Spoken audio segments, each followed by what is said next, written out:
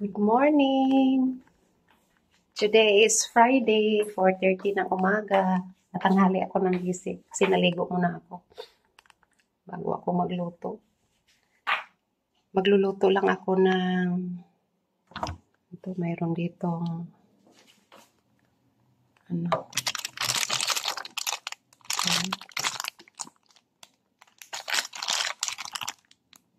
embutido.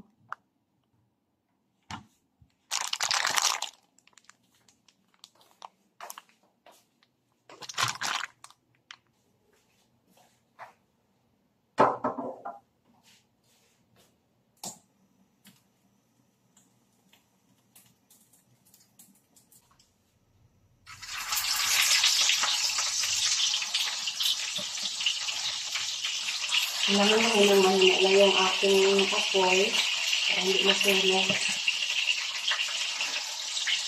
Masarap itong embutido na ito.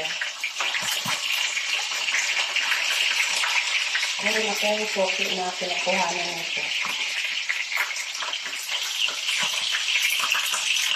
Ito nakakatawa.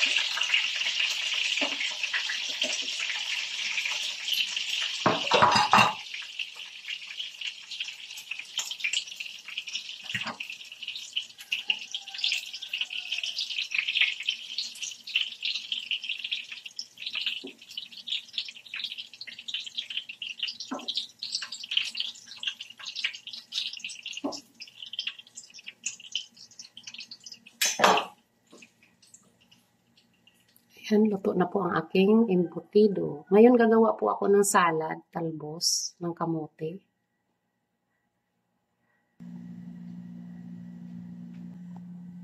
Yan, mayroon na akong talbos dito. Hinimay ko na ito at saka malinis na po ito. Hinugasan ko na po ito ng mabuti. I-steam ko lang po siya. Isasalang lang natin. Yan, isasalang lang po natin ito. Hindi na po kailangan lagyan ng tubig para hindi mawala yung sustansya niya. Madalas ko po itong ginagawa. Tapos, takpan lang natin. Mahina lang po ang apoy, katamtaman lang. Hayaan lang natin yung maluto.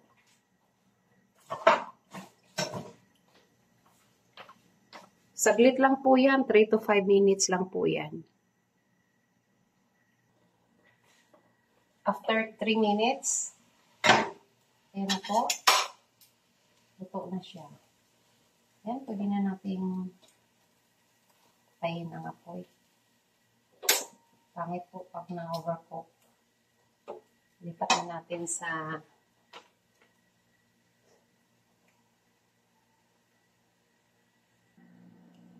maglalagay lang tayo ng suka.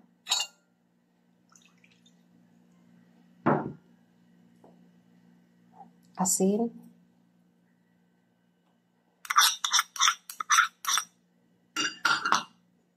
Pamintang durog. Tsaka asukal.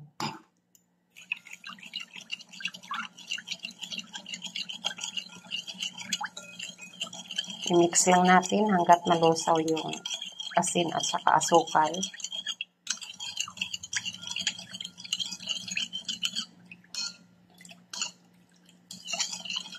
Tikman lang natin. Kulang ng asukal. Mag-add lang tayo ng asukal.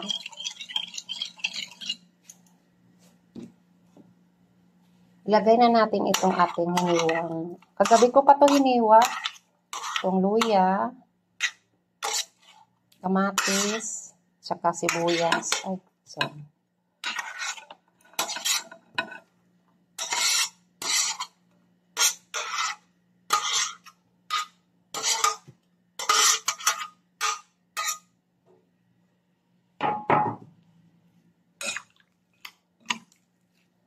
Ito yung madalas ulam namin sa probinsya. Pinahalo naman doon yung ginamos.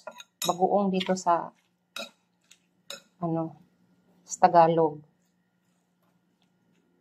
Ginamos sa Bisaya.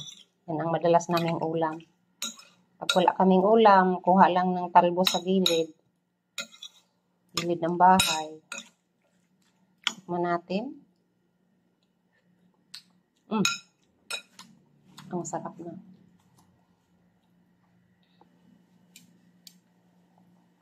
Lalagay ko lang itong pinakuluan kong in-steam ko lang ito. Talbos.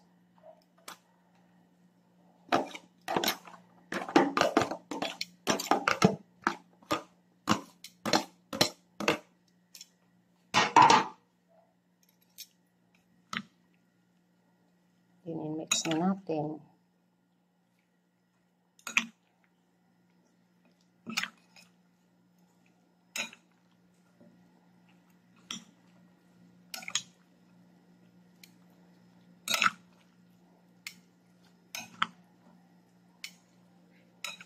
Masarap to, may pritong isda. Pero marami na kasing embutido dyan. Tsaka may tinulang manok pa ako kagabi. Hindi man naubos. Piprito sana ako ng tuyo. Kaya lang, sunod-sunod na. Pritong tuyo. Hindi naman siya maalat. Kasi pinipili ko talaga yung hindi maalat. Ayan na siya.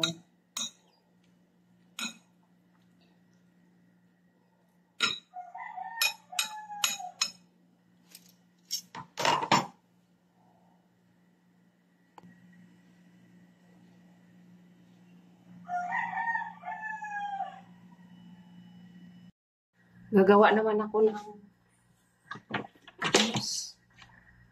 Tanghali na ako mga inday.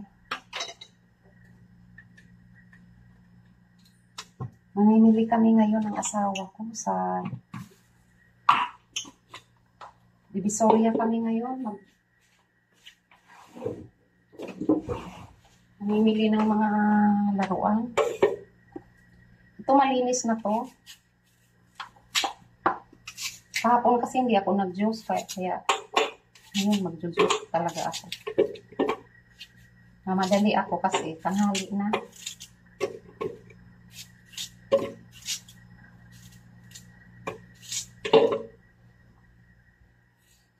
Yung asawa ko nag-aantay sa akin doon sa tindahan.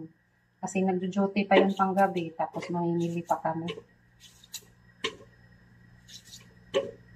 Buhay ng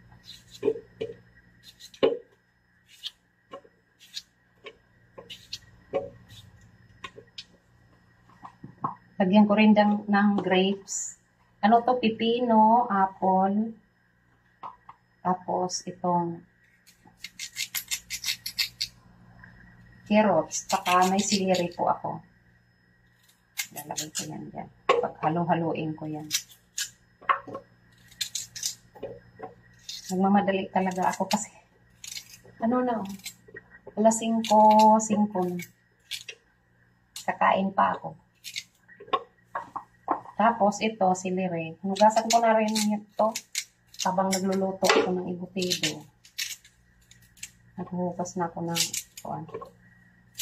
nahugasan ko na itong mga prutas. Tsaka malinis naman na to bago ko ilalagay sa ref. Nahugasan ko na ng husto. Talagang nilalamas ko na yan.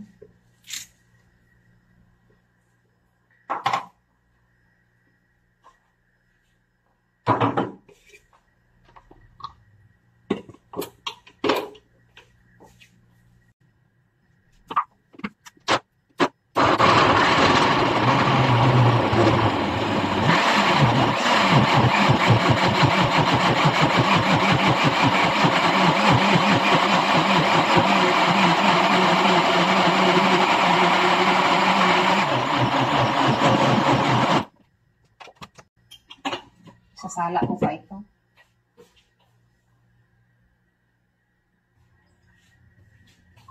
Ito na mga inday, yung ginawa kong juice.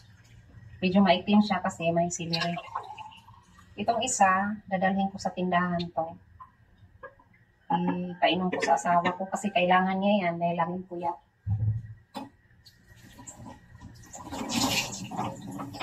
Kailangan laging masustansya yung mga kinakain niya kasi laging puyat. May edad na tapos puyat palagi. Ang hirap na makasakit. Inumin ko na yan.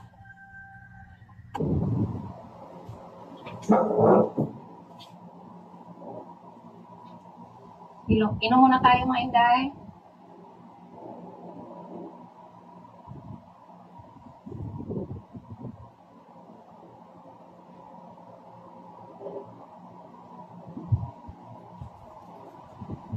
Masarap siya.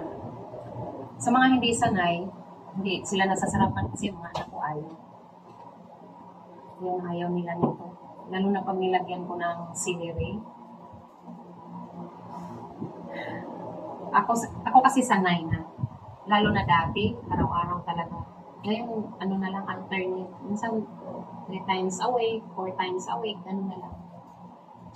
Kasi nakakasawa din naman talaga.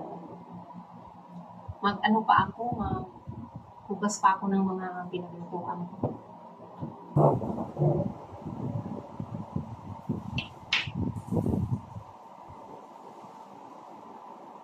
Kain tayo. Musal. Gising ko imidya pa. Kainin tayo.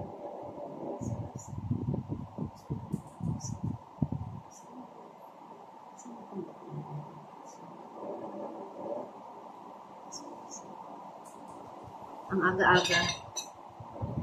Nasanay na ako. Pag namili kami, ganito talaga yung ano namin. Kainan. Pag hindi naman ako kumain ng kanin, nagugutom naman ako. Kasi sanay ka tayo sa kanin. Sarap. May ano pa kagabi kahapon. Tuyo. Hindi siya maagad.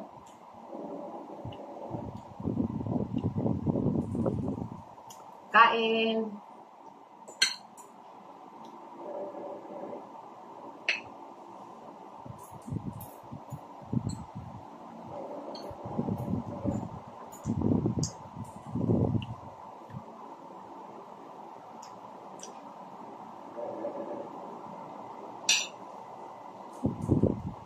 Ang sarap niya.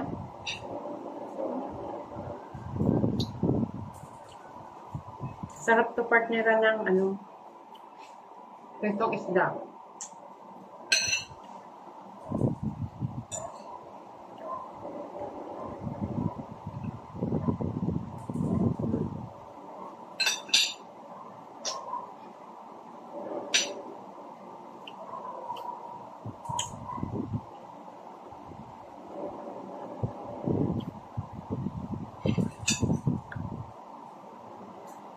Pero pa nga doon tinulang manok, nininit ko na din.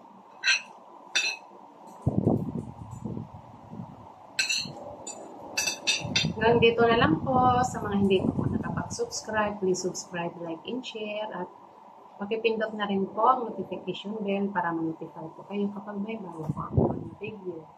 Yun lamang po. Maraming salamat. Bye. God bless.